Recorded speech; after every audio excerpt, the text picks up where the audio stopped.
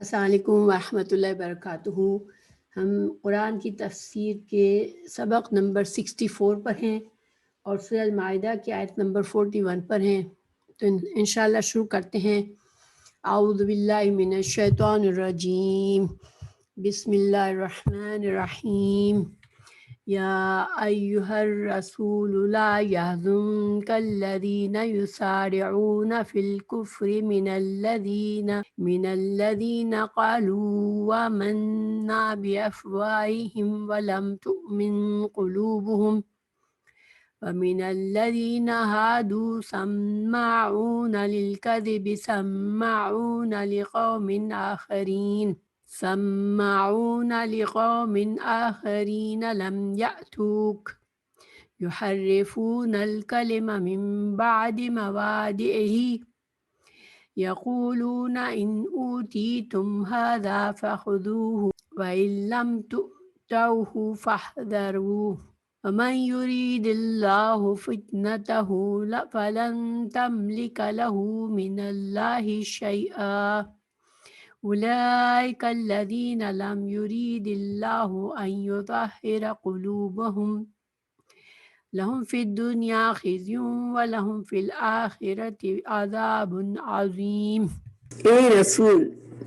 تجھے یہ لوگ غمگین نہ کرے جو کفر میں دور کر جاتے ہیں، ان لوگوں میں سے جنہوں نے اپنے منہوں سے کہا ہم ایمان لائے حالانکہ ان کے دل ایمان نہیں لائے،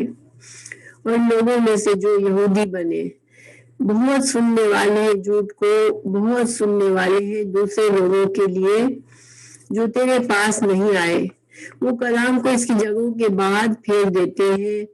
کہتے ہیں کہ اگر تمہیں یہ دیا جائے تو لے لو، اور اگر تمہیں یہ نہ دیا جائے تو مت بچ جاؤ۔ اور وہ شخص کہ اللہ اسے فتنے میں ڈالنے کا ارادہ کر لے، اس سے تو اللہ سے ہرگز کسی چیز کا مالک نہیں ہے۔ یہ وہ لوگ ہیں کہ اللہ نے انہیں چاہا کہ ان کے دلوں کو پاک کرے، کہ اللہ نے نہیں چاہا کہ ان کے دلوں کو پاک کرے، اور ان کے لیے دنیا میں رسوائی ہے اور ان کے لیے آخرت میں بہت عذاب ہے۔ تو اس آیت کا پیچھے یعنی کیا سیاق اور سباق میں کیا پس منظر کیا ہے اس آیت کا؟ میں نے آپ لوگوں کو بتایا کہ سورہ المائدہ جو ہے وہ بعد کے وقت میں نازل ہوئی، یعنی 6-7 ہجری میں نازل ہوئی۔ تو اب مسلمانوں کی ایک چھوٹی سی حکومت تھی اور مسلمانوں کو قوانین دیے گئے کہ جرائم کو کیسے ہینڈل کرنا ہے اور سزائیں کیا ملنی ہے اور کس سے کیا معاملہ کرنا ہے، یعنی کہ کورٹ سسٹم، اسلام کا شرعی کورٹ سسٹم، اسلامی شریعت کے لیے اب فیصلے کیسے ہوں گے، سزائیں کیسے دی جائیں گی، اور دوسری قوموں سے جو دشمن ہے یا جن سے صلح ہے ان سے کس طرح سے یعنی کہ فیصلے کیسے کیے جائیں گے ان کے ساتھ۔ تو یہ اس آیات میں اللہ سبحانہ تعالیٰ جب یہ آیات نازل ہوئی تو مدینہ کے اطراف میں مسلمانوں کو آلریڈی سیاسی اقتدار حاصل ہو چکا تھا، ٹھیک ہے، سیاسی طور پر لوگ مسلمانوں کی ایک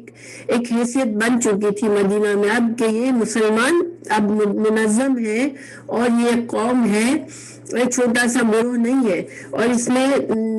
بہت سے احکامات، دینی احکامات اور شریعت کے رائج ہو چکی تھی۔ اور آپ کو پتہ ہے کہ مدینہ میں کیا سچویشن تھی، مسلمان جب آپ صلی اللہ علیہ وسلم نے ہجرت فرمائی تو وہاں پر یہودیوں کے 3 قبائل موجود تھے،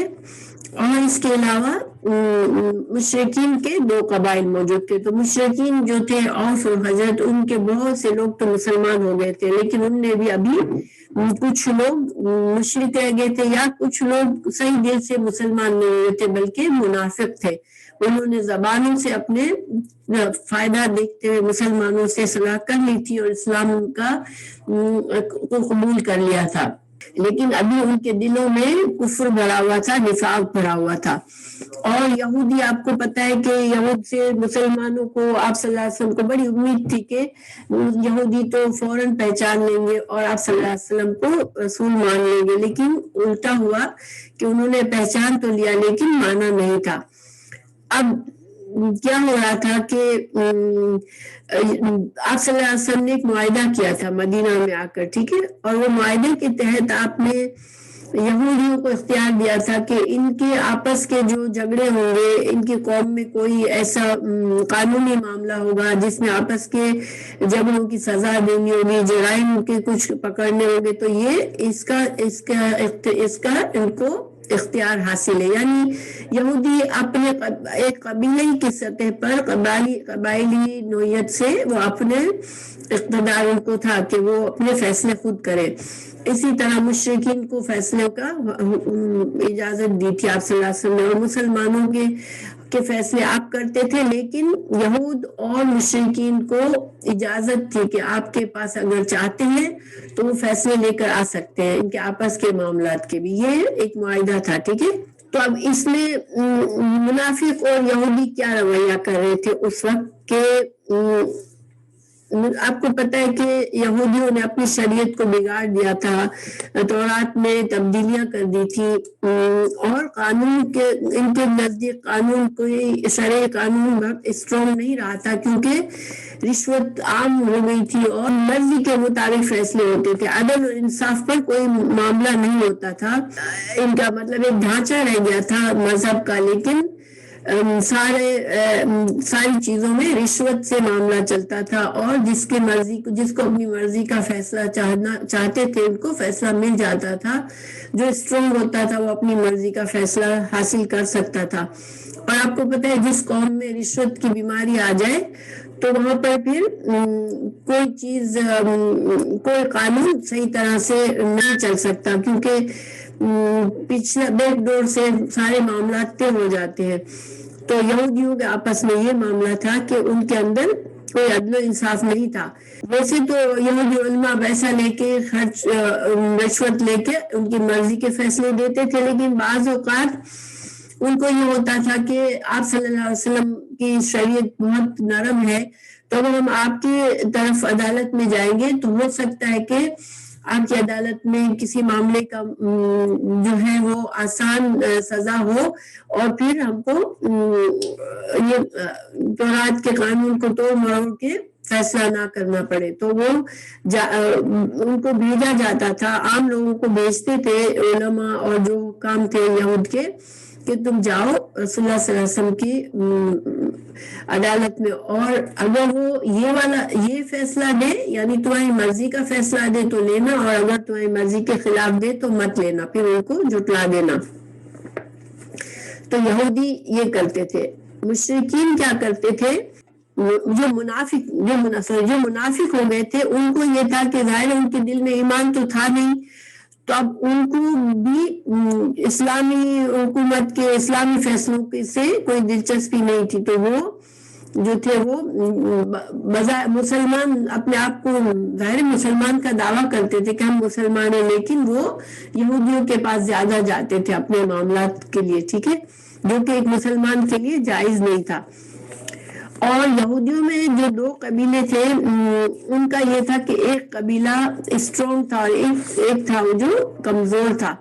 تو کمزور قبیلہ جو ہے قصاص کے معاملے میں کمزور قبیلے کے اگر کسی آدمی کو مار دیا جاتا تھا تو اس کو آدھی دیت دیتے تھے، اور اگر اسٹرانگ قبیلے کے آدمی کو مارا جاتا تھا تو اس کو اگر جیسے کمزور قبیلے کے ایک آدمی نے اسٹرانگ قبیلے کے آدمی کو مار دیا تو اس کو پوری دیت دینی پڑتی تھی یا قصاص کرنا پڑتا تھا، اور اگر کمزور قبیلے کے آدمی کو اسٹرانگ قبیلے کا مارتا تو آدھی دیت ہوتی تھی اور قصاص نہیں ہوتا تھا. یہ ان کا فیصلہ رائج تھا. انہوں نے اپنے طور سے اپنے نام رکھے ہوئے تھے عزیزہ اور ذلیلہ. عزیزہ جو مضبوط قبیلہ تھا اور ذلیلہ جو کہ کمزور تھا. تو بہرحال یہ سچویشن تھی، ٹھیک ہے. ان حالات میں یہ آیت نازل ہوئی کیونکہ آپ صلی اللہ علیہ وسلم رحمت للعالمین ہے. آپ کو آپ کی خواہش تھی کہ سارے لوگ مسلمان ہو جائے اور اللہ کا عذاب اور اللہ کی ناراضگی کسی پر نہ آئے. تو جب یہ یہودی اور جو منافقین اس طرح کی حرکتیں کرتے تھے تو ایک طرح سے وہ کفر کرتے تھے اور آپ صلی اللہ علیہ وسلم کو بہت زیادہ دکھ ہوتا تھا. تو آپ صلی اللہ علیہ وسلم کو اللہ تعالیٰ نے ان آیات میں سمجھایا کہ آپ کا کام پیغام پہنچانا ہے. آپ جو ہے وہ ان کی حرکتوں پر اتنا زیادہ غم اپنے دل پر نہ لیں، کیونکہ آپ جو ہے ذمہ دار نہیں ہے. کسی کا دل پھیرنا یہ آپ کے ہاتھ میں نہیں ہے. اور سزا اور جزا اللہ تعالیٰ جس کو چاہے گا اس کو سزا دے گا. اور اللہ تعالیٰ نے یہ اختیار دیا ہوا ہے انسانوں کو کہ صحیح اور غلط بتا دیا. اب اس کے بعد جو انسان غلط ہی کی طرف بھاگے گا تو اللہ تعالیٰ پہ اس کو زبردستی اس کو صحیح کی طرف نہیں ڈالتے. یہ اللہ کا فیصلہ ہوتا ہے کہ جس انسان کی جس طرف خواہش ہے، جس کو حق چاہیے اس کو اللہ تعالیٰ حق دے دیتے، اور جس کو باطل کی طرف ہی جانا ہے تو اس کو باطل میں ہی اللہ تعالیٰ رہنے دیتے. جیسے سورہ بقرہ کے شروع میں اللہ تعالیٰ نے فرمایا کہ ختم اللہ علی قلوبہم، اللہ تعالیٰ نے ایسے کافروں کے دلوں پر مہر لگا دی ہے کہ اب وہ ان کو کوئی ہدایت کی چیز ان کو سمجھ ہی نہیں آتی. تو پھر یہ اللہ کا فیصلہ ہوتا ہے کہ اب اس کو اللہ تعالیٰ اپنے ان سے جانتے ہوتے کہ اب اس کے حق میں فیصلہ ہو چکا، اب یہ انسان کبھی بھی ہدایت کی طرف نہیں آئے گا. جیسے شیطان کے بارے میں اللہ کا فیصلہ ہو چکا کہ وہ جہنم ہی میں جائے گا، تو اب شیطان کو کوئی ہدایت نہیں ملنی ہے، نہ وہ اللہ سے توبہ کرے گا. تو اسی طرح شیطان صفت لوگ ہوتے ہیں جو اللہ تعالیٰ ان کے حق میں بھی فیصلہ جاری کر دیتے ہیں کہ اب اس کو کوئی بھی چیز ہدایت کی طرف نہیں لائے گی. تو آپ صلی اللہ علیہ وسلم کو سمجھایا گیا ان آیات میں کہ اللہ کا فیصلہ اگر ہو چکا ہے کسی کے لیے سزا کا تو آپ اس کو کچھ نہیں بدل سکتے. اور کیوں آپ صلی اللہ علیہ وسلم کو قرآن میں بہت سی جگہوں پر آپ صلی اللہ علیہ وسلم کو منع کیا گیا کہ آپ اتنا غم نہ کریں. جیسے سورہ کہف میں بھی اللہ تعالیٰ نے فرمایا لعلک باخع نفسک علی آثارہم ان لم یؤمنوا بہذا الحدیث اسفا، کہ آپ صلی اللہ علیہ وسلم سے فرمایا گیا کہ آپ تو اپنی جان کو افسوس سے ہلاک کر دیں گے اگر یہ ایمان نہیں لائیں گے. کیونکہ غم جو ہے وہ ایک منفی ایموشن سے جس سے انسان کی صلاحیتوں پر اثر آتا ہے، انسان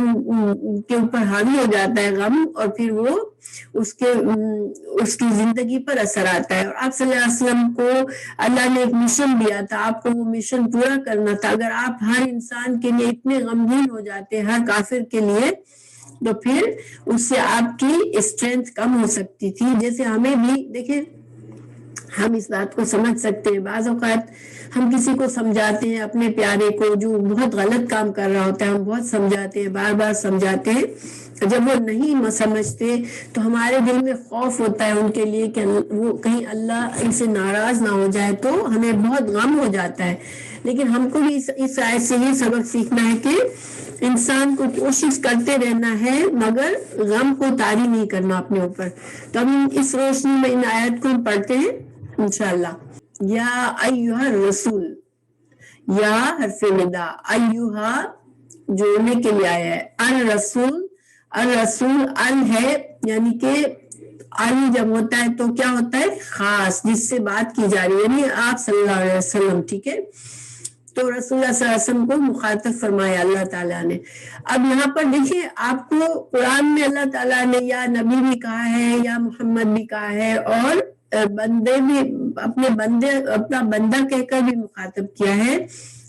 تو یہاں پر خاص رسول کا نام دے کر خطاب کیا گیا، آپ کے عہدے کو لیا گیا. تو یہ آپ کا ایک اشارہ بھی اس میں ہے آپ کے لیے کہ آپ کا کام جو ہے، آپ کا مشن ہے پیغام پہنچانا. آپ کا کام لوگوں کو زبردستی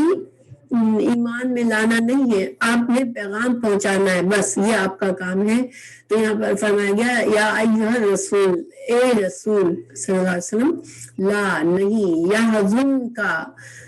حزن کہتے ہیں جو نقصان ہو جاتا ہے اس پر انسان غمگین ہو جائے، تو آپ کو غمگین نہ کرے. الذین، وہ لوگ، یسارعون، سارعون سرعا جلدی کرنا یعنی بھاگ دوڑ کرنا، جو لوگ بھاگ دوڑ کر رہے ہیں فی الکفر، کفر میں، من الذین، ان لوگوں میں سے، قالوا، جنہوں نے کہا، آمنا، ہم ایمان لائے ہیں، بافواہہم، بی ساتھ، افواہ کیا ہے؟ منہوں کی جمع ہے. ٹھیک ہے، منہ سے، فاہ اس کی واحد ہے، افواہہم اپنے منہ سے، ولم اور حال، یہ اور کا نہیں ہے بلکہ کس کا ہے؟ حال کا ہے۔ واو جو ہے کبھی حال بتاتا ہے، حال کے معنی میں آتا ہے کہ کوئی بات ہو رہی ہوتی ہے تو اس کا کیا حال تھا، وہ حالات بتاتا ہے، اور کبھی اور کے معنی میں ہوتا ہے، اور ایک کبھی قسم کے معنی میں بھی ہو سکتا ہے۔ واو 3 طرح سے استعمال ہوتا ہے۔ تو حالانکہ یعنی کہ حال یہ ہے، لم نہیں، تؤمن ایمان لائے، قلوبہم قلوب قلب کی جمع ہے، ان کے قلوب۔ اللہ تعالیٰ فرما رہے ہیں کہ اے نبی صلی اللہ علیہ وسلم آپ کو غم میں نہ ڈالے وہ لوگ جو کفر کی طرف دوڑ رہے ہیں، ان کو ایمان کی دعوت دی جا رہی ہے، ایمان ان کے لیے حاضر ہے، پیش کیا جا رہا ہے، لیکن وہ کیا کر رہے ہیں کہ ایمان کو چھوڑ کے کفر کی طرف بھاگ رہے ہیں۔ وہ لوگ جو کہ منہ سے تو کہتے ہیں کہ ہم مسلمان ہیں، لیکن ان کے دل ابھی ایمان نہیں لائے۔ اور وہ کون لوگ تھے؟ جو زبان سے کہتے تھے ہم مسلمان ہیں اور ان کے دل مسلمان نہیں تھے، وہ منافق تھے، ٹھیک ہے۔ تو منافق جو ہے وہ آپ کو غم میں نہ ڈالے، منافق جو اتنی بھاگ دوڑ کرے، ظاہر ہے آپ صلی اللہ علیہ وسلم جب کوئی مسلمان، ان میں سے کوئی مسلمان ہوتا آپ خوش ہوتے، لیکن ان کے اعمال دیکھ کر آپ کا دل ٹوٹ جاتا کہ یہ تو کافروں کے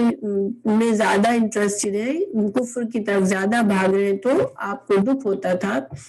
تو فرمایا کہ آپ کو یہ ان کا رویہ دکھ میں نہ ڈالے۔ اور کون؟ وَمِنَ الَّذِينَ اور ان لوگوں میں سے، ہادو جو یہودی بنے ہوئے ہیں، کیونکہ یہودی اللہ نے ان کو یہودی نہیں بنایا، یہ خود سے اپنے آپ کو یہودی انہوں نے بنایا ہے، اس لیے اللہ تعالیٰ اسی طرح ان کا نام لیتے ہیں کہ جو یہودی بن بیٹھے، ٹھیک ہے۔ کیونکہ اللہ تعالیٰ نے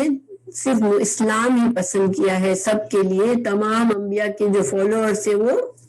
فرما بردار، یعنی اللہ کے فرما بردار، یعنی مسلم تھے۔ ہادو یہودی اور نصارہ، اور یہ نام انہوں نے اپنے رکھ لیے۔ تو جو یہودی ہوئے، سمعون وہ کیا کرتے ہیں، یعنی یہودی اور منافق دونوں کیا کرتے ہیں؟ سمعون سما مطلب ہوتا ہے سننا، سمعون جو ہے اس کے 2 طرح سے معنی کیے گئے، ٹھیک ہے۔ ایک تو دیکھیں انسان کسی کی بات ایک تو سنی انسنی کرتا ہے یا سن لیتا ہے، ٹھیک ہے، کوئی اتنا اثر نہیں لیتا، لیکن سمعون میں یہ ہے کہ کسی کی بات اتنا غور سے، اتنے کھلے دل سے سننا کہ فوراً دل میں اتر جائے اور انسان پھر اس پر چلنے لگے، کیونکہ جب ہم کسی کے دل میں بات اترتی ہے تو کیا کرتا ہے؟ اس پر عمل کرتا ہے۔ تو یہ لوگ سمعون بہت زیادہ سنتے، یعنی فوراً پیروی کر لیتے ہیں للکذب جھوٹ کی۔ ایسے لوگ جو یہودی ہیں، اور یہودیوں میں سے کچھ اور منافقین میں سے کچھ کیسے ہیں؟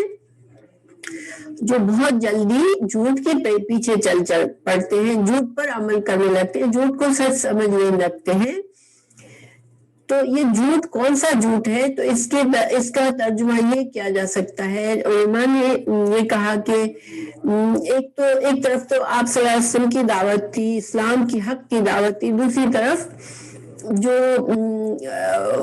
یہود نے اپنے دین میں تبدیلیاں کی تھی اور جو انحراف کیا تھا، اور جھوٹی باتیں جو آپ صلی اللہ علیہ وسلم کی نبوت کے اوپر تعین دیتے تھے، دعوے کرتے تھے کہ نہیں یہ غلط ہے، یہاں پر یہ صحیح نہیں ہے، یہ نبی میں یہ، اس اسلام میں یہ خرابی ہے، یہ ہے وہ ہے، تو اس طرح کی باتیں ان کو زیادہ اچھی لگتی تھی، اس پر وہ زیادہ فوراً یقین کر لیتے تھے۔ پھر دوبارہ سمعون آیا، یہ دوسرا سمعون کے معنی جاسوسی کرنا۔ دیکھیں جاسوس کیا ہوتا ہے؟ بہت غور سے سنتا ہے لوگوں کی باتیں، اور وہ ایکچولی اس کا پرپس کیا ہوتا ہے کہ کھوج لگا ہے، باتوں کو ڈھونڈے، تو سمعون جاسوس کے معنی میں بھی استعمال ہوتا ہے۔ تو وہ جاسوسی کرتے ہیں، یعنی کہ آپ کی محفل میں آتے ہیں کس پرپس سے؟ ہدایت لینے کے لیے نہیں، علم کے لیے نہیں، بلکہ وہ آتے تھے تاکہ آپ کی باتوں میں سے آپ کی باتوں کو سنے، دیکھیں کہ کس طرح سے ہم اس سے فائدہ اٹھا سکتے ہیں، کس طرح سے ہم اس کے خلاف جا سکتے ہیں۔ تو سمعون جاسوسی کے لیے آتے ہیں، لقوم ایک قوم کے لیے، آخرین دوسری قوم کے لیے۔ اور یہ دوسری قوم کون تھی؟ یہ وہ سردار تھے یہودیوں کے علماء تھے جو کہ آپ کی محفل میں آتے نہیں تھے، ان کو بڑا تکبر تھا، وہ اپنے آپ کو اتنا وہ سمجھتے تھے کہ ہم کیوں جائیں، لیکن وہ ایسے لوگوں کو بھیجتے تھے کہ تم جاؤ اور خبر لے کے آؤ، تم جا کر سن کر آؤ، کہ یا پھر وہ کوئی مقدمہ لے کر بھیجتے تھے کہ یہ مقدمہ لے کر جاؤ اور تم دیکھو کہ آپ اس کا کیا فیصلہ کرتے ہیں۔ تو یہ پرپز یہ نہیں ہوتا تھا کہ آپ سے صحیح فیصلہ کر کے اس پر عمل کرنا ہے، بلکہ کیا مقصد ہوتا تھا کہ ان کو معلوم کرنا ہوتا تھا کہ آپ کیا فیصلہ دے رہے ہیں، ٹھیک ہے۔ تو یہ دوسرے لوگوں کی بات، دوسرے لوگوں کے جاسوس بن کر آتے ہیں آپ کی محفل میں۔ لم یاتوکا، لم نہیں، یاتوکا آتے ہیں وہ آپ کے پاس، یحرفون وہ پھیرتے ہیں، حرف ایک طرف کر دینا تو وہ پھیر دیتے ہیں، الکلمہ بات کو، وہ بات کو پھیر دیتے ہیں، من بعد اس کے بعد، مواضعہ جس مقصد سے بات کا جو مطلب ہوتا تھا، جو اس کی جگہ ہوتی تھی، جو بات کا مقام ہوتا تھا، اس سے اس کو پھیر دیتے تھے۔ یقولون وہ کہتے تھے، ان اگر اوتی تم دیے جاؤ تم، یعنی یہ جو سردار اور علماء جو خود نہیں جاتے تھے، وہ اپنے جاسوسوں کو بھیجتے تھے کوئی فیصلہ لے کر کہ تم جاؤ معلوم کر کے آؤ کہ آپ کیا حکم کرتے ہیں، آپ کیا فیصلہ کرتے ہیں۔ تو وہ کیا کہتے تھے، اگر تم کو یہ فیصلہ دیا جائے، اوتی تم دیا جائے تم کو، ہاذا یہ فیصلہ، یعنی کہ تمہاری مرضی کا فیصلہ دیا جائے جو ہم کو پسند ہے، ایسا فیصلہ کریں آپ، تو فخذوہ تو اس کو لے لو، تو اس کو قبول کر لو، ٹھیک ہے۔ وَإِنْ اور اگر لم نہیں، تُؤْتَوْا تم دیے جاؤ، ہو یعنی کہ مرضی کا فیصلہ نہ دیے جائے تم کو، فَحْذَرُوا تو تم کیا کرو، حذرا چھوڑ دینا، تو تم اس کو چھوڑ دو، قبول مت کرو۔ یہاں تک جیسے کیا بات ہوئی کہ آپ صلی اللہ علیہ وسلم کو اللہ تعالیٰ نے غم کرنے سے منع فرمایا، اور غمگین باتوں پر کے جو کفریہ کام کرتے تھے منافق اور یہودی، اور پھر وہ ان میں سے ایک جو بہت سی چالیں چلی انہوں نے، جو ہم نے پڑھی بھی ہے قرآن میں کہ کیا کیا کرتے تھے، لیکن ایک جرم کیا کرتے تھے کہ وہ اپنے قانون کو تو بگاڑ کر رکھا ہوا تھا، اور آپ صلی اللہ علیہ وسلم کے پاس وہ بھیجتے تھے اپنے جاسوس کہ تم یہ فیصلہ دیکھو، اگر یہ فیصلہ مل جاتا ہے تو ٹھیک ہے، ورنہ نہیں قبول کرنا۔ اور اس میں ایک واقعہ بیان کیا جاتا ہے کہ ایک بڑے گھر کے کپل، یعنی آدمی، مرد اور عورت، یہودیوں میں سے ایک مرد اور عورت نے زنا کا ارتکاب کیا۔ ان کے علماء نے باہم مشورہ کر کے طے کیا کہ اس مقدمے کا فیصلہ محمد صلی اللہ علیہ وسلم سے کروا لیتے ہیں، کیونکہ وہ نرم شریعت لے کر آئے ہیں۔ انہوں نے کوڑے مارنے کا حکم دیا تو ہماری مراد برائے گی، یعنی کہ کوڑے مارنے کا فیصلہ ہے تو ہم قبول کر لیں گے، ٹھیک ہے۔ اور انہوں نے سنسار کرنے کا حکم دیا، کیونکہ اس کی سزا، زنا کی سزا، اگر شادی شدہ مرد اور زنا کرتے تو اس کو سنسار کیا جاتا ہے، یہ ہماری شریعت میں حکم ہے جس کو رجم کہتے ہیں۔ تو اور یہی حکم تورات میں بھی تھا رجم کا، ٹھیک ہے، اس جرم کے لیے تورات میں بھی یہی حکم تھا، مگر انہوں نے سوچا کہ تورات سے اگر نرم شریعت آپ کی ہے، تورات سے ہلکا حکم اگر آپ کے پاس ہے تو پھر ہم اس کو قبول کر لیں گے۔ جب آپ صلی اللہ علیہ وسلم نے سنسار کرنے کا فیصلہ کیا تو انہوں نے ٹھکرا دیا کہ نہیں، یہ صحیح حکم نہیں ہے، تورات میں تو کوئی ایسی بات نہیں ہے، تو آپ کو کیسے، آپ کی شریعت میں یہ کیسے حکم آ گیا، حالانکہ تورات میں یہ تھا۔ اور عبداللہ بن سلام موجود تھے وہاں پر، جو کہ یہودی عالم تھے، خود بھی مسلمان ہو گئے تھے، انہوں نے اس کو پکڑا تھا کہ تم اپنا ہاتھ ہٹاؤ اور آیت کو پورا کرو۔ تو پھر تورات میں بھی رجم کا ہی حکم تھا. تو یہاں پر اس آیت کے بارے میں علماء کا کہنا ہے کہ یہ جو ہے یہ مثال ہے اس آیت کے اوپر کہ اس طرح کے واقعات ہوتے تھے کہ وہ کوئی ایسا فیصلہ ان کو کرانا ہوتا تھا تو وہ آتے تھے. تو بہرحال آپ صلی اللہ علیہ وسلم کو اللہ سبحانہ تعالیٰ نے تسلی دی، کیونکہ اللہ نے فرمایا کہ یہ جو ہے غلط نیت سے ہی آتے ہیں، اس نیت سے آتے ہیں آپ کے پاس کہ ان کو آپ سے کوئی فیصلہ کرانا نہیں ہوتا، وہ صرف یہ چاہتے ہیں کہ اگر ان کی خواہش کے مطابق کوئی چیز مل جائے تو پھر ٹھیک ہے. پھر اللہ تعالیٰ فرما رہے ومن، اور جو یورید ارادہ کر لے، اردو میں بھی سیم روٹ ورڈ ہوتا ہے ارادہ کا، ٹھیک ہے، را واو دال. اللہ جب ارادہ کر لیتا ہے فتنتہ، اس کی آزمائش کا. اب یہاں پر فتنہ جو ہے یہ اس معنی میں ہے کہ جب اللہ نے فیصلہ کر لیا کہ یہ بندہ اب سزا ہی، اس کے انجام برا ہی ہونا ہے، اس کو اب سزا ہی ملنی ہے، اس کی آخرت تو دنیا خراب ہونی ہی ہے، تو پھر ہوں سے مطلب یہاں من کی طرف جا رہا ہے کہ جس گناہگار کے لیے یہ فیصلہ ہو گیا، جس کے کرتوت اللہ نے اس نے بار بار غلط کام کیا، اب اللہ نے فیصلہ کر لیا کہ یہ آدمی گناہ میں اتنا بڑھ گیا ہے کہ اب اس کو ہدایت نہیں ملنی. فلن، تو ہرگز نہیں، تملکا، تم مالک ہو. آپ صلی اللہ علیہ وسلم کو سمجھایا جا رہا ہے کہ ایسے آدمی کو تم کچھ بھی نہیں فائدہ دے سکتے ہو، تم اس کو ہدایت کی طرف نہیں لے جا سکتے ہو. لہو من اللہ سے شیئا، یعنی اللہ سے عذاب اس کو ملنا حق ہو گیا ہے، اب اس کے نصیب میں آ چکا ہے. اس نے اپنی اتنی حدیں کراس کی کہ اب اس کے حق میں فیصلہ ہو چکا ہے اللہ کا، تو اب آپ اس کو کوئی فائدہ نہیں دے سکتے، آپ اس کو بچا نہیں سکتے. اولئکا، یہی لوگ ہیں، الذین، وہ لوگ، لم یرد، نہیں چاہتا، اللہ ان، یہ کہ یطہرا، کہ پاک کرے، قلوبہم، ان کے دلوں کو. ٹھیک ہے، اللہ تعالیٰ ایک مومن کے دل کو بار بار پاک کرتا ہے. کیسے کہ مومن سے گناہ ہوتا ہے، اللہ سبحانہ تعالیٰ کی طرف پلٹتا ہے، اس کو افسوس ہوتا ہے، اللہ سے معافی مانگتا ہے، اللہ تعالیٰ اسے اس گناہ کے اثر سے ہی مٹا دیتا ہے، اس کے دل کو پاک کر دیتا ہے، اس کے دل پر جو کالا دھبا لگا ہوتا ہے گناہ کا وہ ہٹ جاتا ہے اور وہ پاک ہو جاتا ہے پھر سے. لیکن پھر اگر دوبارہ غلطی ہوتی ہے پھر پلٹتا ہے، اللہ تعالیٰ پھر معاف فرما دیتے ہیں. تو اللہ سبحانہ تعالیٰ رحیم ہے اور بندوں کو بار بار معاف فرماتے ہیں. جب تک انسان کی موت نہیں آ جاتی سامنے، جب تک انسان معافی مانگتا ہے اللہ اسے معاف فرما دیتے ہیں. لیکن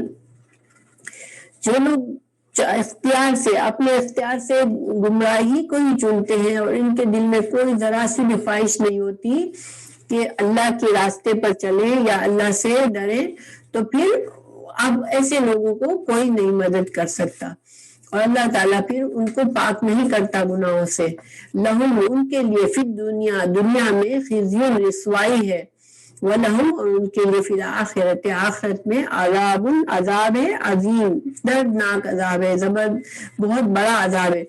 تو یہ لوگ جو یہودی تھے، منافق تھے، آخر میں ہمیں پتہ چلتا ہے ہسٹری سے کہ یہ دنیا میں بھی رسوا ہوئے، کیونکہ یہودیوں کی 3 قبیلوں میں سے 2 کو کیا کیا گیا، جلا وطن کیا گیا، اور ایک کو، مردوں کو قتل کر کے عورتوں کو غلام بنایا گیا، کیونکہ وہ سدھرے ہی نہیں آخر تک اور وہ دشمن بنتے رہے اسلام کے، اللہ کے دین کے میں رکاوٹیں ڈالتے رہے، اللہ کے دین کے خلاف کام کرتے رہے، اور نہ صرف خود بگڑے بلکہ بہت سے لوگوں کے لیے راستہ بند کیا حق کا. تو پھر اب ان کے لیے اللہ نے ان کو، ایسے لوگوں کو دنیا میں بھی رسوا کیا اور آخرت میں بھی ان کا عذاب باقی ہے. اللہ تعالیٰ مزید فرماتے ہیں، ان کی برائی کو مزید واضح کرتے ہیں، سماعون، بہت زیادہ سننے والے ہیں، للکذب، جھوٹ کو، یعنی کہ جھوٹ ہی کو پسند کرتے ہیں، ان کو جھوٹ ہی اچھا لگتا ہے، ان کو سچی بات اچھی ہی نہیں لگتی. سماعون، بہت زیادہ پیروی کرنے والے جھوٹ کے. اکالون، اکلا کھانا ہوتا ہے، تو کھانے والے، صحت کو. تو صحت کیا ہے؟ صحت جو ہے وہ حرام حرام چیز کو سحت کہتے ہیں. کیوں؟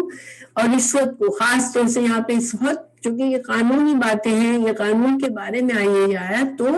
رشوت لینا سحت ہے یعنی کہ حرام ہے. کیونکہ حرام مال جو ہے وہ چیزیں جس سے انسان کی نیکیوں کو ہلاک کر دیتا ہے، یعنی نیکیاں ختم ہو جاتی ہے. انسان جب حرام میں حرام مال سے کماتا ہے، حرام مال سے کوئی کام اچھا کرنے بھی جاتا ہے تو اس کی نیکی ضائع ہو جاتی ہے. تو رشوت جو ہے وہ حرام ہے، کیونکہ رشوت کے ذریعے انسان حق کو چھوڑ کے باطل کی طرف چلا جاتا ہے اور حق پر نہیں قائم رہتا. تو اللہ تعالیٰ مزید فرما رہے ہیں کہ ان کی خوبی کیا ہے، ان کی صفت کیا ہے کہ یہ جھوٹ کے پیچھے بھاگنے والے ہیں اور رشوت ہو رہے ہیں. فَإِن، پھر اگر یہ لوگ جاؤں کا آئے آپ کے پاس، فَحْكُم، تو فیصلہ کریں، یعنی آپ فیصلہ کریں، بینہم، ان کے درمیان، او یا عارض، یا اعراض کرو، عنہم، ان سے. تو اللہ تعالیٰ رسول اللہ صلی اللہ علیہ وسلم کو یہاں پر چوائس دے رہے ہیں کہ ٹھیک ہے آپ غم تو نہ کریں ان کی حرکتوں پر، لیکن پھر بھی وہ آپ کے پاس اپنے فیصلے لے کر آئیں تو اب آپ کی مرضی ہے، آپ کا دل چاہے تو آپ فیصلے کریں ان کے درمیان، اور آپ کا دل چاہے کہ آپ کو لگے کہ نہیں یہ صرف آپ کے پاس فتنہ لے کرنے کے لیے آئے ہیں تو پھر آپ ان کی نیت کو سمجھ لیں تو آپ ان سے اعراض برتے نہ کریں، یہ آپ پر اس کا کوئی گناہ نہیں ہے. لیکن یہ جو حکم ہے یہ بعد میں منسوخ بھی ہو گیا. ٹھیک ہے، بہت سے علماء کا کہنا ہے کہ آپ صلی اللہ علیہ وسلم کو یہ جو چوائس دی گئی کہ جب یہ فیصلہ آپ کے پاس لے کر آئے تو آپ چاہے قبول کریں چاہے اس سے اعراض برتے، آپ کی مرضی ہے. کیونکہ یہ اصل میں یہ اس سے کیا حکم نکلتا ہے کہ مسلمان حکومت میں اگر جو غیر مسلم قوم رہتی ہے وہ ذمہ کہلاتی ہے، یعنی مسلمانوں کو ایک طرح سے جزیہ دیتے ہیں اور وہ ذمہ کہلاتے ہیں. یعنی جو یہود اور نصارہ جو ہیں وہ اگر مسلمان نہیں ہونا چاہتے لیکن حکومت اسلام کی ہے تو وہ رہ سکتے ہیں، ان کو بھی شہری حقوق حاصل ہو سکتے ہیں، لیکن کب؟ جبکہ وہ جزیہ دے مسلمانوں کو. ٹھیک ہے، تو اب ان کا حکم، ان کے بارے میں یہ حکم کیا ہے کہ ان کے اگر آپس میں کوئی معاملہ ہو گیا، ٹھیک ہے، آپس میں کوئی ایسا قتل ہو گیا، کسی ایک نے، ان کے قبیلے کے ایک آدمی نے دوسرے کو قتل کر دیا یا کچھ اور گناہ کر دیا، تو اب اس کا فیصلہ کے بارے میں کیا ہے کہ وہ اگر مسلمان حکومت کے پاس جاتے ہیں تو مسلمان حکومت کو اب فیصلہ کرنا لازم ہے. یعنی اس میں چوائس دی گئی ہے کہ آپ چاہیں تو ان سے ان کا فیصلہ کر دیں، چاہے تو ان کو ریفیوز کر دیں کہ نہیں آپ اپنے معاملات خود طے کرو، ہم نہیں فیصلہ کرتے. لیکن بہت سے علماء یہ کہتے ہیں کہ اب جو ہے یہ آیت منسوخ ہے، اب جو کہ اب اسی سورہ مائدہ میں ایک اور آیت آئے گی آگے جس میں آپ نے فرمایا، اللہ تعالیٰ نے حکم دیا ہے کہ آپ ان کے درمیان فیصلہ کریں. فَحْكُم بَيْنَهُم بِمَا أَنزَلَ اللَّهُ، کہ یہ جو ذمہ ہے جو مسلمانوں کی پناہ میں رہتے ہیں ان کے درمیان آپ فیصلہ کریں اللہ کے شریعت کے مطابق. تو گویا بہت سے علماء اس بات کے قائل ہیں کہ جب اسلامی حکومت میں یہود و نصارہ رہتے ہیں تو ان کے معاملات کا اسلامی حکومت جو ہے وہ فیصلہ کرے گی. ٹھیک ہے، وہ منع نہیں کرے گی کہ نہیں آپ اپنے فیصلے خود کر لیں. اگر آپ اسلامی حکومت میں فیصلہ آتا ہے تو حاکم جو ہوگا وہ فیصلہ کرے گا اور اللہ کی شریعت کے مطابق کرے گا، نہ کہ ان کی شریعت کے مطابق. ٹھیک ہے، ہاں، لیکن اس وقت یہ نرمی کیوں ہے کہ جب یہ آیات نازل ہوئی اس وقت مسلمان کی یہودی جو تھے وہ مسلمانوں کے ذمہ نہیں تھے. ٹھیک ہے، یعنی کہ مسلمانوں کی حکومت میں جزیہ دے کر نہیں رہ رہے تھے بلکہ ایک معاہدے کے تحت رہ رہے تھے، مدینہ میثاق مدینہ کے تحت رہ رہے تھے. تو پھر یہ حکم کس کے لیے ہے کہ جس قوم سے مسلمان قوم کا معاہدہ ہوتا ہے صلح کا، تو مسلمان کے پاس اگر وہ قوم فیصلہ لینے کے لیے آتی ہے تو پھر مسلمان قاضی مسلمان حکومت کو چوائس ہے یا تو ان کا فیصلہ کرے یا ان کو لوٹا دے کہ آپ اپنا فیصلہ خود کرو. تو یعنی کہ ایسے جو علماء یہ سمجھتے ہیں کہ یہ جو ٹکڑا ہے یہ اس قوم کے لیے ہے، ذمہ قوم کے لیے نہیں بلکہ ایسی یہود و نصارہ کی قوم جن کا مسلمانوں سے معاہدہ ہے، صرف صلح کا معاہدہ ہے، یہ مطلب یہ کہ مسلمانوں کے انڈر میں نہیں ہے، ٹھیک ہے۔ یہ پھر وَإِن تَعْتَرِضْ، آپ صلی اللہ علیہ وسلم سے فرمایا جا رہا ہے کہ اگر آپ اعراض برتیں اور آپ ان کا فیصلہ نہ کریں عنہم ان سے، تو فلن، تو ہرگز نہیں، یضرک، آپ کو نقصان دے گا یہ شیء، یعنی آپ کا انکار کرنا آپ کے لیے کوئی نقصان دہ نہیں ہے، جبکہ وہ قوم سے صرف معاہدہ ہے، کیونکہ اب جو حکم ہے وہ کیا ہے کہ معاہدے والی قوم سے تو اب بھی یہ حکم ہے، لیکن ذمہ قوم کے ساتھ اب فیصلہ ضروری ہے اگر وہ فیصلہ لے کر آتے ہیں تو۔ پھر اللہ تعالیٰ نے مزید آپ صلی اللہ علیہ وسلم کو حکم دیا کہ اور اگر حکمتا، آپ فیصلہ کریں، فحکم، تو فیصلہ کریں، بینہم، ان کے درمیان، بالقسط، انصاف کے ساتھ، یعنی کہ اگر تو آپ نے فیصلہ کیا تو پھر آپ اسلامی شریعت کے ساتھ کریں گے، کیونکہ اسلامی شریعت ہی اللہ کے نزدیک وہی حق ہے اور قسط یعنی انصاف ہے، کیونکہ ان کی شریعت میں انہوں نے بگاڑ کر دیا ہے۔ تو اگر آپ راضی ہوتے ہیں ان کے فیصلے کرنے کے لیے تو پھر آپ کیسے کریں، اسلام کے احکامات کے تحت کریں۔ ان اللہ، بے شک اللہ تعالیٰ، یحب، محبت کرتا ہے، المقسطین، انصاف کرنے والوں سے۔ پھر آگے اللہ تعالیٰ ان پر حیرت کر رہے ہیں جو لوگ جو یہودی آپ صلی اللہ علیہ وسلم کے پاس فیصلہ لینے کے لیے آتے تھے اور دل میں ان کی یہ ہوتا تھا کہ اگر آسان فیصلہ ہوگا تو قبول کریں گے ورنہ نہیں کریں گے، تو نیت تو ظاہر سچی نہیں ہوتی تھی ان کی، تو اللہ تعالیٰ حیرت کا اظہار کر رہے ہیں، وَكَيْفَ، کس طرح، یحکمون کا مطلب کیا ہے کہ وہ منصف بنائیں گے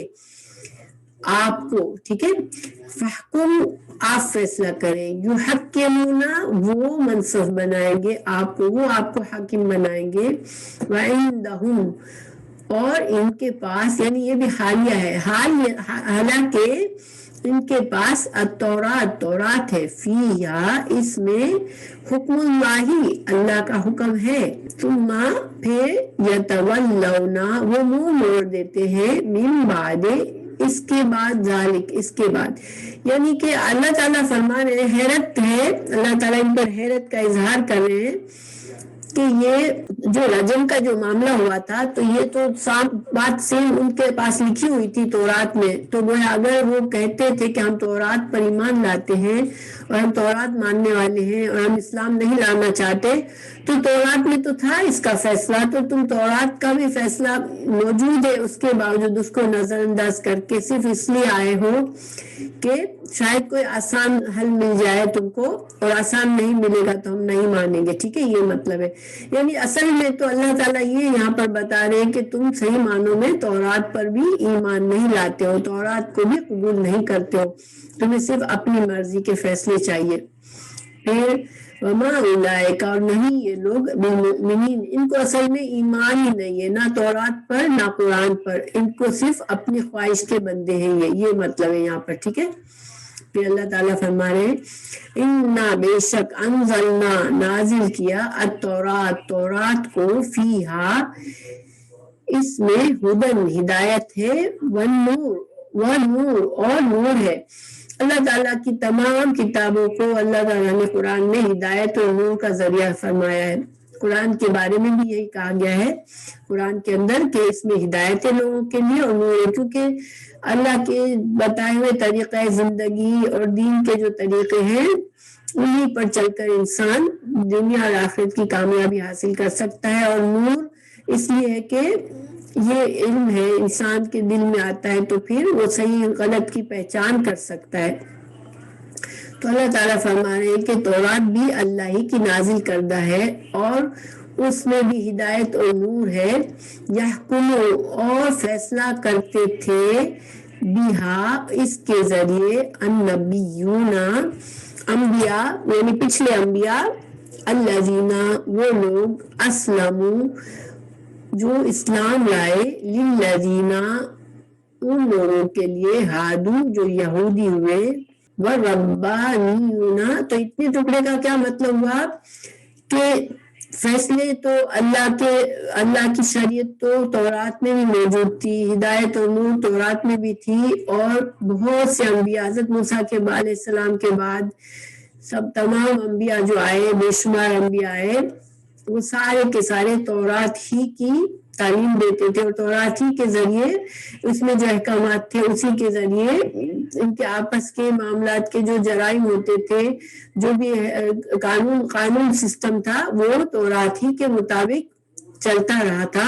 وہ یہودیوں کو بتایا جا رہا ہے کہ تم تو تورات میں بھی ایمان نہیں لاتے ہو،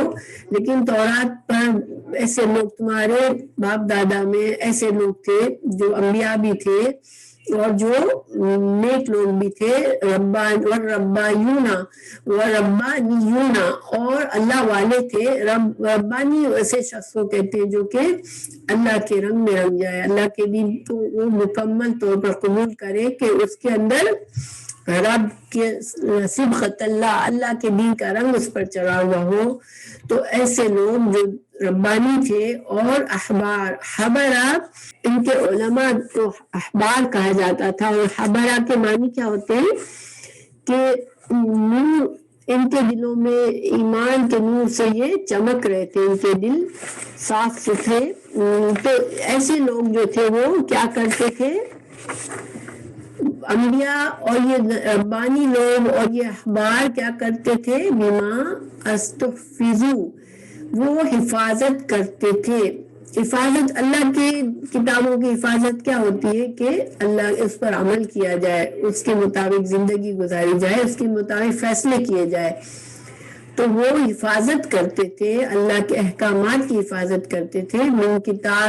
کتابی کتاب سے، اللہ کی، وَكَانُوا اور تھے علیہ اور اسی پر شہداء، اسی کی گواہی دیتے تھے۔ تو یہاں پر ان کو بتایا جا رہا ہے کہ تم یہودی لوگ جو یہودی مدینہ میں موجود تھے، ان سے کہا جا رہا ہے کہ جو پچھلے لوگ تھے، جو پچھلے انبیاء تھے اور جو پچھلے نیک لوگ تھے، وہ تو حفاظت کرتے تھے اور اس کے دین کو، اس کے قوانین کو قبول کرتے تھے اور اس کے مطابق زندگی گزارتے تھے اور اسی کی گواہی دیتے تھے۔ اور گواہی کیا ہوتی ہے کہ انسان، دین کی گواہی کیا ہوتی ہے؟ جب ہم کہتے ہیں لا الہ الا اشہد ان لا الہ الا انت اشہد ان لا الہ الا اللہ واشہد ان محمد رسول اللہ، جب ہم یہ کہتے ہیں تو کیا مطلب ہوتا ہے کہ ہم اللہ کو رب مانتے ہیں اور اللہ کے رسول کو ہی رسول مانتے ہیں، گویا کہ ہم اپنی فرما برداری کا اعلان کرتے ہیں کہ ہم اسی پر چلنے والے ہیں۔ تو یہ تو ایسے لوگ تھے جو گواہی دیتے تھے اور وہ اسی کے مطابق اس کے احکامات کی حفاظت کرتے تھے۔ تو اب کہا جا رہا ہے، عام یہودیوں سے خطاب ہے کہ فلا تو نہ تخشو، تم ڈرو، الناس لوگوں سے، وخشونی اور ڈرو مجھ سے، ولا اور نہ تشترو تم بیچو، بی آیاتی میری آیات کو، ثمنن قیمت، قلیلاً تھوڑی سی۔ یعنی اب ان کو سمجھایا جا رہا ہے کہ تم یہ جو بھی بڑے ہیں، جو بگاڑ چاہتے ہیں، ان سے مت ڈرو اور اللہ ہی سے ڈرو، اور اللہ کی قیمت کو تھوڑی قیمت، تو اللہ کی آیات کو تھوڑی قیمت میں مت بیچو، مطلب زندگی کے فائدوں کے لیے تم اپنی اللہ کی دیے ہوئے احکامات کو مت پیچھے ڈالو۔ ومن اور جو لم نہیں، یحکم فیصلہ کرے گا، بما ساتھ اس کے جو انزل اللہ نازل کیا اللہ نے، فَأُولَٰئِکَ تو یہی لوگ ہیں، ہم وہ الکافرون، اللہ تعالیٰ نے ان کو ایسے لوگوں کو کافر کہا جو بظاہر خود کو مسلمان کہتے ہیں، چاہے وہ منافق تھے چاہے یہودی تھے۔ یہودی بھی اپنے آپ کو اللہ کی کتاب پر چلنے والے کہہ رہے تھے، مگر اللہ نے ان کو کافر کہا کہ وہ تو صحیح معنوں میں اپنی کتاب کی بھی ان کو عزت نہیں ہے، نہ اس پر ایمان ہے، نہ اس کے مطابق وہ چلتے ہیں۔ تو جو ان کو یہاں پر بما انزل اللہ سے مطلب یہاں تورات ہے، کہ جو تورات پر ہی تم کو جو تورات میں بھی دیا گیا تھا، اس میں بھی تم نے تبدیلی کی، اس پر بھی نہ چلے تو پھر تم کافر ہو۔ وَكَتَبْنَا اور ہم نے لکھ دیا علیہم ان پر. اب یہ تورات کا حکم بتایا جا رہا تھا کہ تورات میں کیا حکم تھا. فیہا اس میں انا بے شک ان نفس جان بالنفس جان کے بدلے میں. یعنی کہ یہ لوگ انکار کرتے تھے کہ ہمارے یہاں قصاص نہیں ہے. ٹھیک ہے, اللہ تعالیٰ نے یہاں ان کو جھٹلایا کہ نہیں قصاص تھا تورات میں, جان کے بدلے جان کا فیصلہ تھا. اور وہ کیوں منع کرتے تھے؟ تاکہ وہ کسی طرح رسول اللہ صلی اللہ علیہ وسلم کو جھوٹا ثابت کرے کہ اللہ تعالیٰ کا حکم تو ایسا تھا اور یہ تو ایسے حکم دے رہے ہوئے یہ سچے نبی نہیں ہے. تو اللہ تعالیٰ نے فرمایا کہ قصاص کا حکم تھا تورات میں بھی, اور بلکہ اعضاء کا بھی. کوئی کسی کے اعضاء کو نقصان کرتا ہے, والعین آنکھ, بالعین کوئی کسی کی آنکھ پھوڑ دیتا ہے دشمنی میں تو اس کی بھی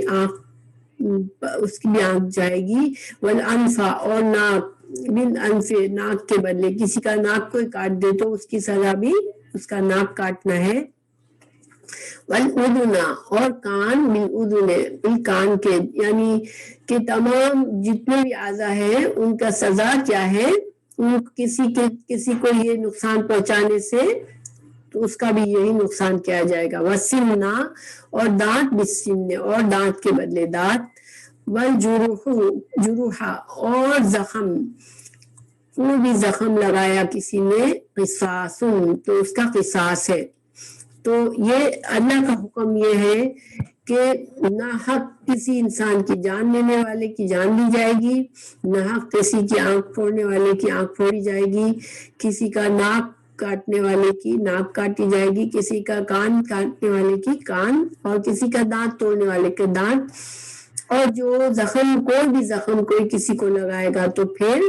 اس کا بدلہ اس کو ایسا ہی ملے گا, ایسا ہی زخم اس کو لگایا جائے گا. مگر چونکہ دیکھیں زخم, اللہ سبحانہ وتعالیٰ بہت رحیم ہے اور بہت ہی حکمت سے اللہ کے فیصلے ہوتے ہیں. دیکھیں زخم لگانے میں کیا ہے چانس ہوتا ہے. مثال کے طور پر کسی نے کسی کے سر پہ لاٹھی ماری, ٹھیک ہے, بہت زور سے, اور اس کو کچھ نقصان ہوا لیکن جان نہیں گئی. اب اس کی سزا کے طور پر اگر جس نے مارا تھا اس کے سر پہ بھی لاٹھی ماری گئی, یا اس کو بھی کسی نے کسی کے ہاتھ کاٹ دیا, یا کسی کو ایسا زخم لگا دیا, گہرا زخم لگا دیا. اب دوسرے کو بھی اگر زخم لگانے جائیں گے تو اس میں چانس کیا ہوتا ہے کہ ہو سکتا ہے کہ جو مظلوم تھا وہ تو بچ گیا, لیکن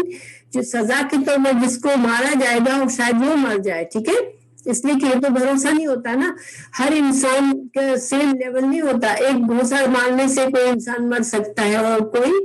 اوپر سے نیچے گر جاتا ہے 4 منزلہ سے بھی پھر بھی بچ جاتا ہے. تو سپوز کسی نے کسی کو 4 منزلہ بلڈنگ سے گرا دیا, اب اس کو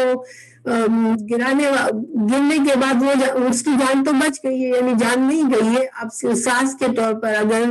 جو مجرم تھا اس کو بھی 4 منزل سے گرائیں گے تو وہ ہو سکتا ہے کہ وہ مر جائے. ٹھیک ہے, تو اگر وہ مر گیا تو پھر کیا ہوا, پھر زیادتی ہو گئی, کیونکہ اس کی پہلے کی تو جان نہیں گئی تھی, اب اس کی جان چلی گئی. اس لیے اللہ تعالیٰ نے جب زخموں کے بارے میں حکم دیا تو اللہ تعالیٰ نے انکریج کیا کیا, فمن تو جو صدقہ کرے, یعنی کہ معاف کر دے, بھی اس کو, فہوا تو وہ کفارہ ہوگا لہو اس کے لیے. اللہ تعالیٰ نے سزا یعنی کہ معاف کرنے والے کے لیے انعام رکھ دیا یہاں پر کہ ٹھیک ہے اللہ نے تو یہ قانون بنایا ہے کیونکہ یہ انصاف پر مبنی ہے, لیکن جو زخموں کو کسی نے کسی کے ساتھ زیادتی کی اب اس کو وہ معاف کر دیتا ہے. جیسے میں نے مثال دی کہ 4 منزلے سے اب گرانا ہے اس کو, وہ کہتا ہے نہیں مجھے اس کو نہیں گرانا, تو کیا ہوگا, اللہ تعالیٰ اس معاف کرنے والے کے گناہ کا کفارہ بن جائے گا. یہ اس کے لیے صدقہ ہو جائے گا. جیسے جب ہم صدقہ کرتے ہیں تو اس سے ہمارے گناہ معاف ہو جاتے ہیں, تو یہ گویا کہ اس آدمی نے صدقہ کر دیا اور اس کے گناہ معاف ہو گئے. یہ ایک اللہ تعالیٰ نے انعام رکھا